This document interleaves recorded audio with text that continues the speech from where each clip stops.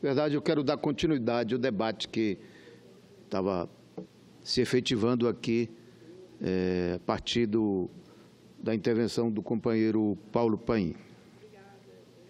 Infelizmente, o senador Cristóvão saiu, mas, meu caro Cássio, senador Armando, Paulo Paim,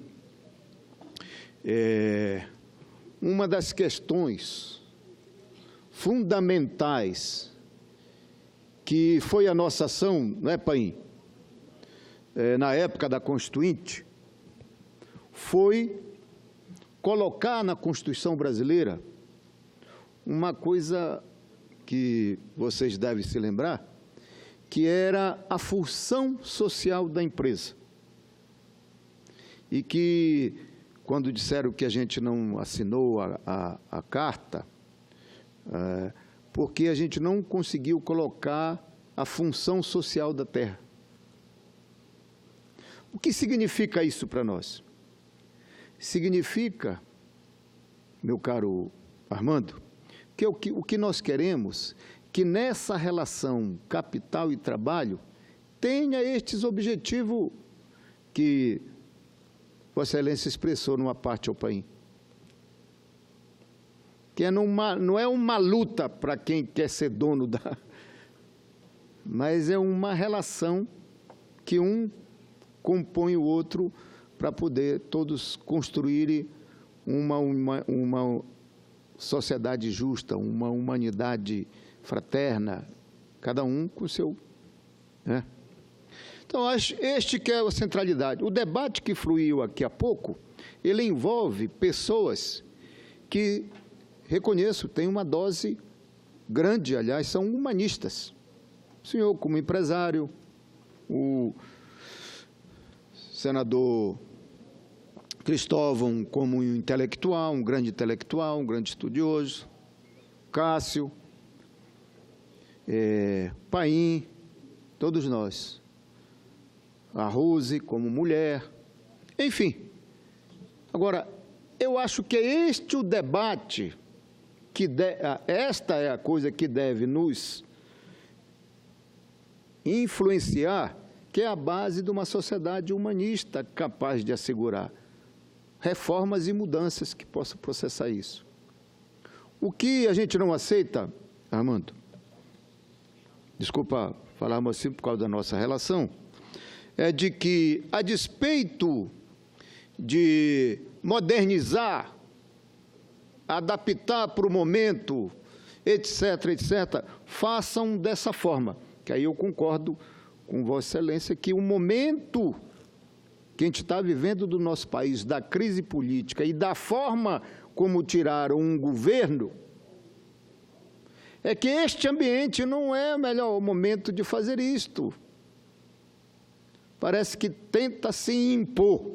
Alguém que tomou o poder e impor outras relações a partir de interesses que não está bem claro para nós. Aí não.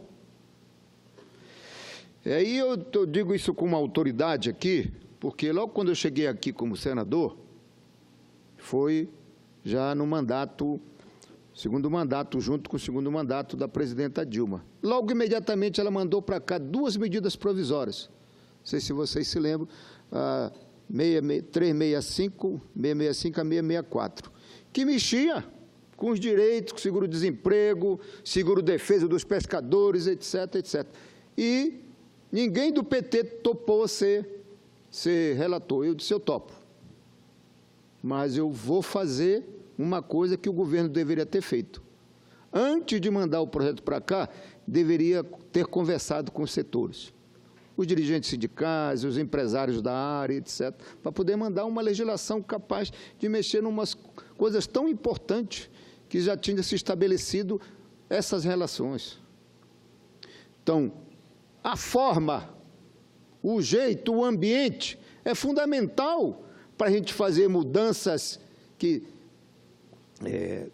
todo mundo sabe que fazer reformas não é fácil, porque alguns setores estão agarrados, ou até arraigados naquelas conquistas, naquelas coisas, se você não colocar esta reforma, essas mudanças, num conjunto dos interesses da sociedade. Eu sou operário gráfico. Eu sei, e na minha pele, da minha categoria, o quanto mexe com a minha categoria essa questão da modernidade. Eu ainda era a época, quando eu aprendi a gráfica e fui para dentro da gráfica, ainda era o negócio do chumbo. Catar as letras para poder organizar uma chapa para poder imprimir. Depois, no mesmo período, eu passei para o sistema offset, sistema mais modernos, de fotografias, de estabelecer chapas e processar isso. Entendeu? Pois bem, quando eu estava terminando já o meu mandato no sindicato, apareceu o tal do computador. Acabou com a categoria. Acabou. O advogado, um grande escritório de advogado, sempre manda fazer uma encomenda, como a gente chama, demanda para gráfica. 50 blocos de papel ofício, 30 blocos de papel memorando, 3 mil envelopes de papel ofício, mais 2.000 de papel memorando, e 1.000 cartãozinho de visita. Pois bem, isso não existe mais. Nos escritórios eles fazem tudo isso no computador. Né? Então, essa questão da modernidade, a gente entende que, e aí a sociedade tem que se adaptar a esses momentos, e aqueles que são fabricadores das leis, para poder exatamente reger essa sociedade, tem que estar, naturalmente, atento a resolver esse novo momento de vida da sociedade. Então, ninguém é contra... Então, falam aqui, a CLT de 1943 tem que mudar. Claro, tem que mudar, e foi mudando ao longo do tempo. Mudanças foram mudando. Eu mesmo, quando fui deputado, fiz várias propostas de emenda na CLT, mudanças na CLT, etc. Uma coisa que também se coloca nesse debate é a questão da democracia, e que volta a dizer... Só no ambiente de democracia, viu, meu caro Cássio, só no ambiente da democracia que a gente vai buscar sociedades mais justas. Não estou nem buscando aqui sociedades igualitárias, uma sociedade comunista, mas estou falando de que num país como este, com diferenças brutais entre o rico e o pobre, entre as regiões mais desenvolvidas e menos desenvolvidas, a questão da democracia é uma base fundamental para que setores pobres, injustiçados, busquem, através das suas lutas e das suas mobilizações, um processo de viver uma sociedade mais justa, pelo menos. E o Brasil é um país com este potencial, com estas riquezas, para poder criar as condições de uma sociedade justa, fraterna. E como é que se busca isso? Através do trabalho, através da geração de renda, articulado a força do trabalho com a força do capital para processar esta sociedade. E, historicamente, o nosso país não tem uma boa história para processar isso. Por quê? Porque sempre foi um processo da força, do poder do capital, acumulando mais em cima da exploração do trabalho. Hoje mesmo, nós vimos, não é só o Brasil, mas o mundo, via outros instrumentos de acumular riqueza na mão de poucos. Quer dizer, um processo econômico de desenvolvimento que acaba concentrando a riqueza na mão de poucos.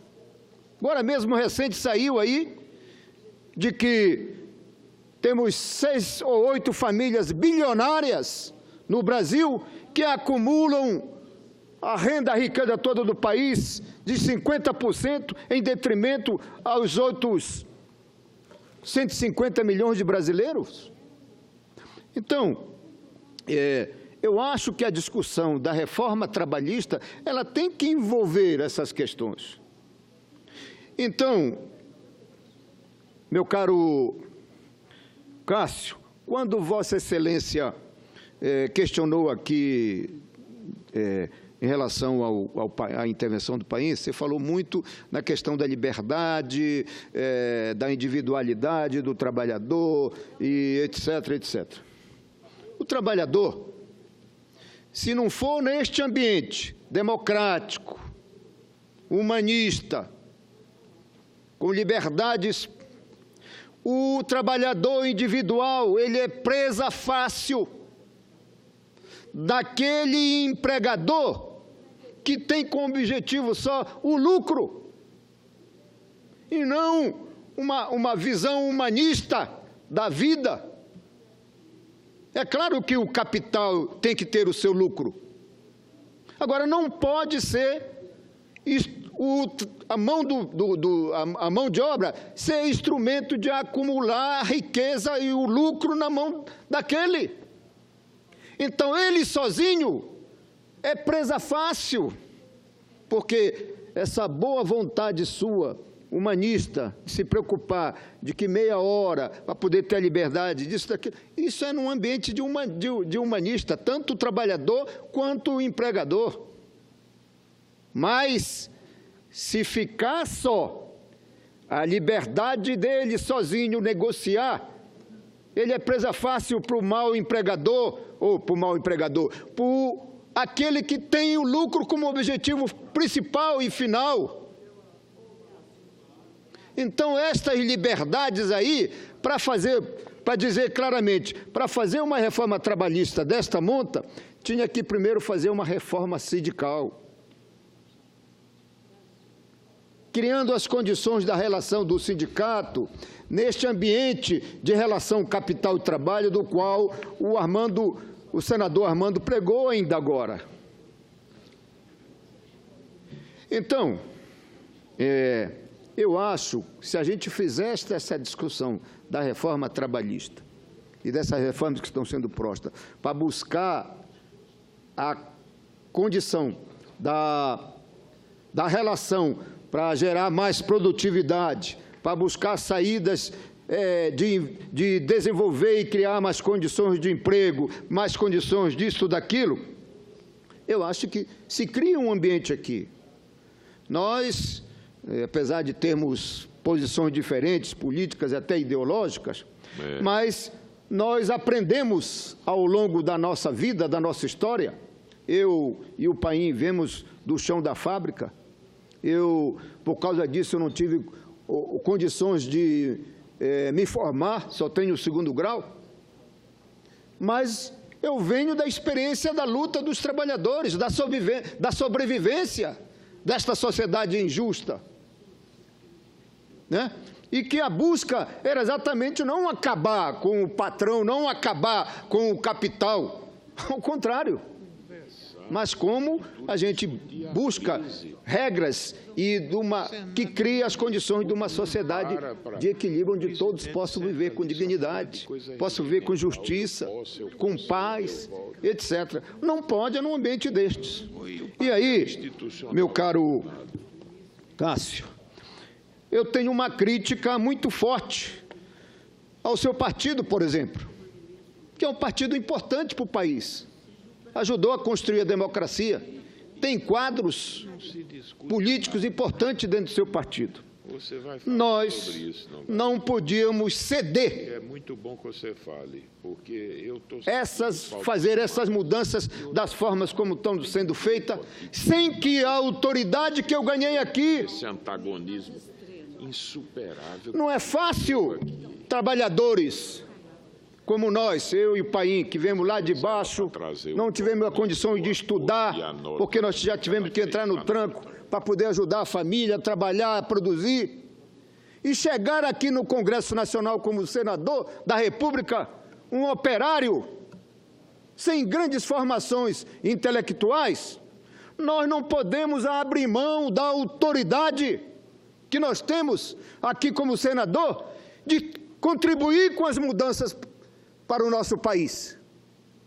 E aqui as forças, principalmente a aliança PMDB e PSDB, não estão deixando que o Senado faça as mudanças ou corrija as distorções que vieram lá da Câmara. Isso é errado. O PSDB e o PMDB estão errando, abrindo mão de uma autoridade que se conquistou aqui. E com isso, e pessoas sérias. Não venho dizer que nós do Partido dos Trabalhadores não temos que muito a contribuir no processo das reformas trabalhistas e da Previdência, exatamente com a nossa experiência que veio lá de baixo dessa relação capital e trabalho. Aliás, eu virei senador da República porque eu fui um bom sindicalista, fui presidente do meu sindicato, ajudei a construir a central sindical, a CUT, processamos isso.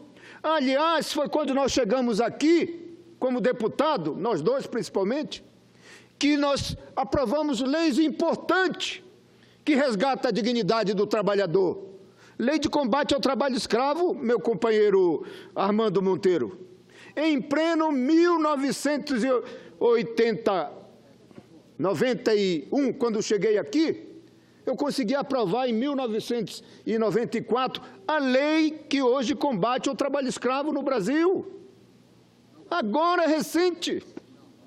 Então, o que eu quero dizer é o seguinte, para a gente resgatar uma reforma trabalhista que cria as condições de atualizá-la, modernizá-la, criar as condições de resolver o problema do crescimento econômico, do desenvolvimento, resolver a questão da produtividade, etc., etc. É um outro debate, mas com a perspectiva de manter o equilíbrio das conquistas que nós avançamos na relação capital e trabalho. Esta proposta, ela deprecia a relação capital e trabalho. Querem resolver o problema do emprego através de uma lei. Todo mundo sabe que não vai resolver o problema do emprego através de uma lei. O que se resolve emprego é crescimento econômico, é investimento, quer seja estatal para poder... Tem muita coisa a fazer ainda na infraestrutura e na logística do nosso país. Ou então arranjar financiamento para o setor produtivo, investir para poder produzir mais, porque a nossa sociedade é carente de um conjunto de coisas ainda. Então, se for nesse ambiente, meu caro Armando,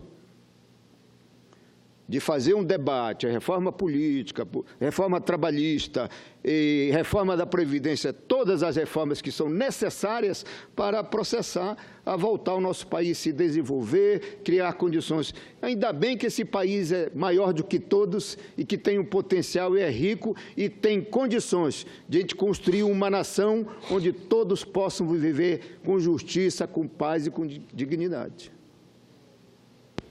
Paulo, gostei hoje da sua fala. Achei você mais sereno hoje. E é natural isso. Veja como essa coisa às vezes decanta e o calor do debate, etc. Eu acho que há sempre um espaço para que a gente procure e busque convergências.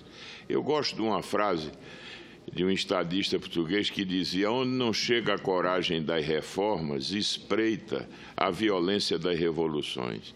Mas a revolução aí significando não o golpe político, mas os fatos têm uma dinâmica própria. Se você se atrasa em relação à dinâmica econômica, à dinâmica social, essa própria dinâmica vai produzir as alterações independentemente da vontade do legislador. Isso, às vezes, se expressa de maneira perversa.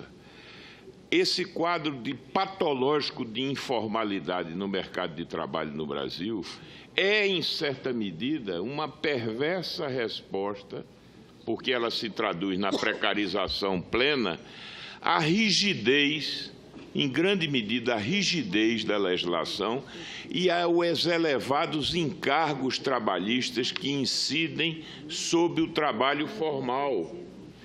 O Brasil, senador Paulo, fez uma opção que se traduz em elevados encargos e baixa remuneração. O ideal é que tivéssemos um modelo, que de resto alguns países consagraram, de encargos mais reduzidos para que você possa ter mais espaço para assegurar uma melhor remuneração e ter espaço para aquilo que é a essência dessa aparente dialética que é a contraposição da empresa e do trabalhador, que é o seguinte: cada um buscando maximizar ganhos de produtividade e, do outro lado, ganhos de remuneração. Vossa Excelência fez referência à função social da empresa, mas sabe, Vossa Excelência, que essa função social só se cumpre se ela tiver lucro, porque, do contrário, ela está condenada a morrer. E aí ela não vai cumprir função alguma. Então, veja, o que garante a sustentação verdadeiramente da empresa é você poder produzir resultados econômicos. Senão ela não se sustenta, ela não se pereniza. Agora, é justo que os frutos desse processo possam ser distribuídos de forma a que você possa dar a justa retribuição, não é, ao trabalhador, que é o mais importante ativo de uma empresa. Não há ativo mais importante do que o trabalhador. E a empresa bem-sucedida é aquela capaz de oferecer um ambiente harmônico, um ambiente de diálogo, um ambiente onde você possa motivar as pessoas a poderem desempenhar nesse ambiente cada um desempenhar da melhor forma o seu papel. Então, eu quero dizer hoje ao meu amigo senador Paulo Rocha que gostei muito da fala dele, mais serena. Nós precisamos, nessa relação capital-trabalho, entender que são absolutamente imprescindíveis um ao outro e que há de se encontrar exatamente esse equilíbrio. Portanto, vamos procurar fazer com que as nossas instituições, inclusive a do mundo do trabalho, acompanhem essas mudanças que estão ocorrendo aí fora, porque, do contrário, nós vamos estar condenados a uma situação em que o país fica condenado a não crescer e, ao não crescer, você não tem o investimento e, não tendo o investimento, você não tem o emprego. Senador Armando, quando o senhor, eu e o Paim, perceber que nós estamos meio exaltados, é porque nós estamos brigando pelo direito dos jus esperneantes, que o partido do nosso presidente Cássio Cunha Lima e o PMDB não querem que a gente faça aqui as mudanças na reforma. Aliás, o presidente, para provocar também a senadora para ela falar, a senadora Rose, do PMDB, que não é possível que a gente não possa fazer as mudanças, e todo mundo acha que tem que fazer a mudança nas reformas trabalhistas que veio lá da Câmara, que todo mundo sabe que lá na Câmara eles avançaram demais o sinal. Por isso,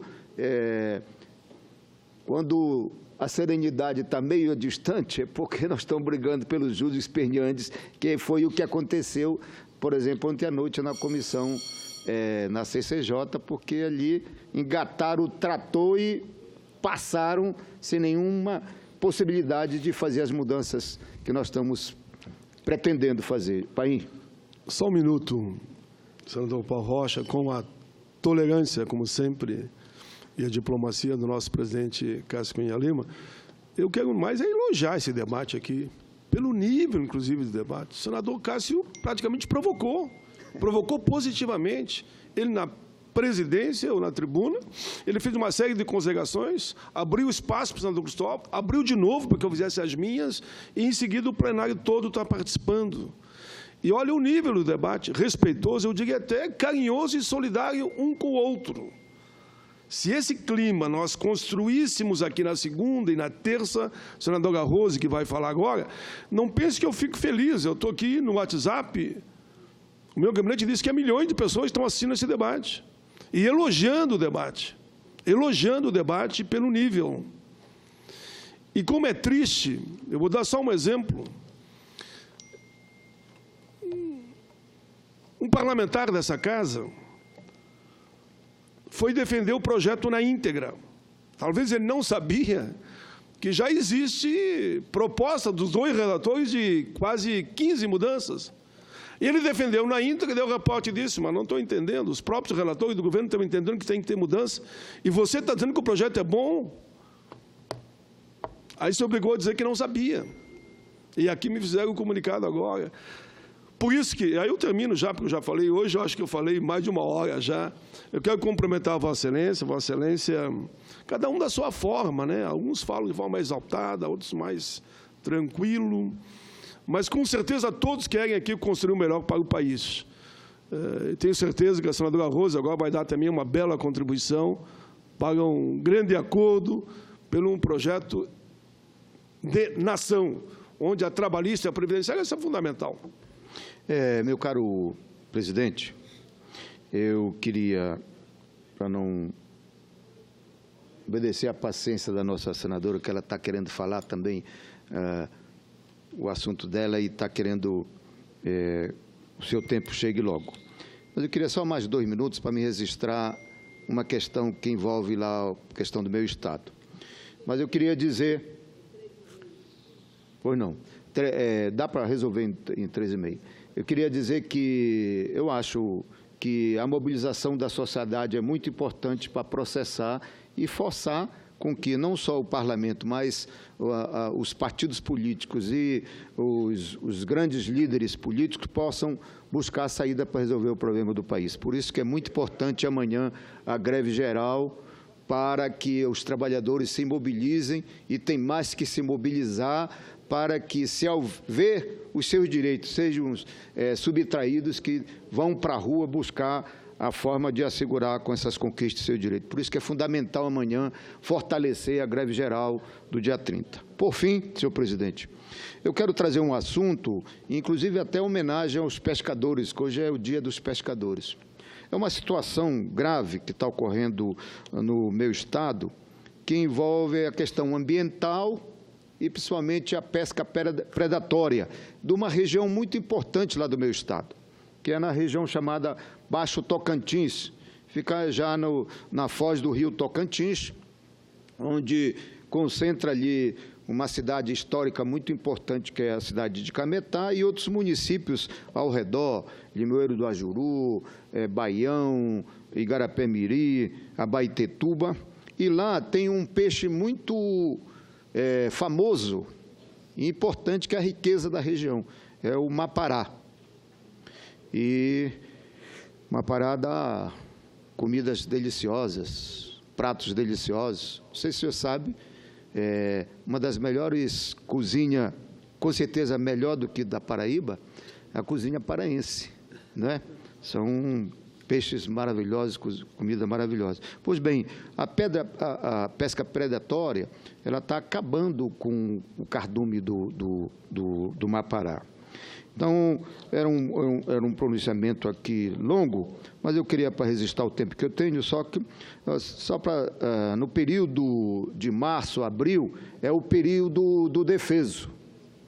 É o período do defeso, março e abril. Portanto, a pesca tem que ser proibida ou diminuída neste período para poder dar condições do cardume se reproduzir e manter a riqueza. E então essa pesca predatória está trazendo graves prejuízos para uma região, que é uma região que economicamente ali depende da pesca, do extrativismo do açaí, que também é outra riqueza muito importante. Por isso eu queria registrar, em homenagem aos nossos pescadores, principalmente lá do Pará, da região, que o IBAMA, e esta solicitação, apelar para o IBAMA para que desloque equipes, para que nesse período faça a fiscalização devida para evitar a pesca predatória de uma riqueza tão importante para a economia daquela região. Muito obrigado, presidente.